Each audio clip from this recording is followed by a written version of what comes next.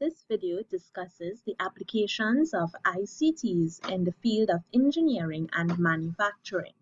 This is a field not many students would think about, but it's a very important use of computers. For computer-aided design, now this would be hardware and software that allow you to draw complex images to design different items. Now they talk about cars here, or architecture, but in fact, anything that you need to design, you can use computer-aided designing.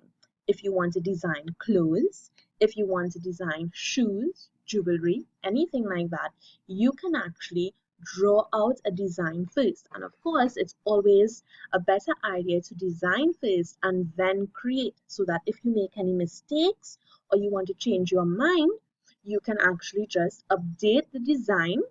You can easily make changes to the shape, the color, measurements, and so on, and see what your design would look like. You can also draw in 2D and create what's known as a 3D rendering of your design for an object that's in 3D. Now, together with a 3D printer, you can actually then create a prototype or a sample product of what you have designed. For computer-aided manufacturing, this is the use of computers to control manufacturing plant equipment and production equipment. For example, a car manufacturing plant. So a car will have many different pieces, and computers or computer-aided manufacturing systems will have to control the assembling of this car.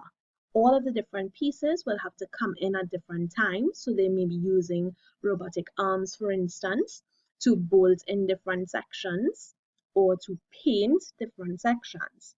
Now, this is just the example here they use is car manufacturing. But in fact, there are other kinds of plants. For example, a food production facility would also need to use computer-aided manufacturing. So if you ever look at Food Network, there are some shows that show you the behind the scenes look at how different foods or snacks, for instance, are created. For example, potato chips or snack cakes and so on. And they show you how machines actually control the mixing of the different amounts of ingredients.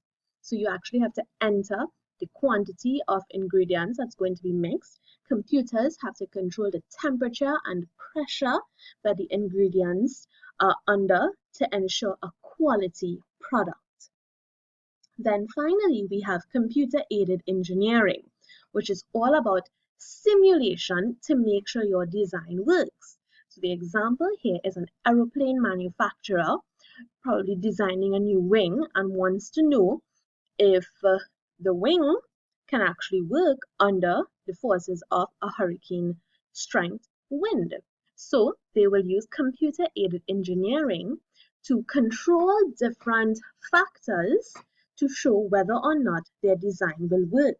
So for instance, NASA will actually have to test out their different designs for spaceships before actually building them, because building a product example or a prototype actually takes a lot of money. So if the computer can do the testing and the simulation to see what will happen to the design under different conditions, the company can actually save a lot of money.